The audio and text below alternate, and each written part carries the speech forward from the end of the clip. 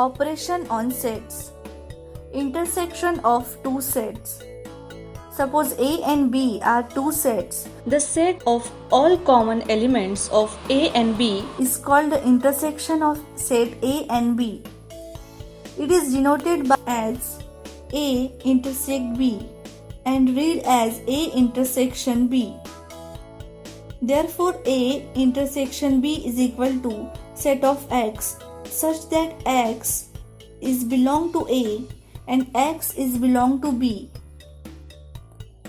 Example first, A is equal to 1357 and B is equal to 2368. Let us draw the Venn diagram.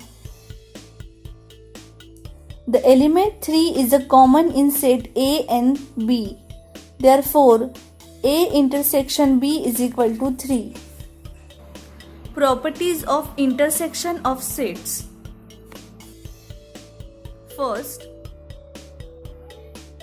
A intersect with B is equal to B intersect with A. Second, if A is a subset of B, then A intersect B is equal to A. Third, if A intersect B is equal to B, then B subset of A. Fourth, A intersect B is a subset of A and A intersect B is subset of B.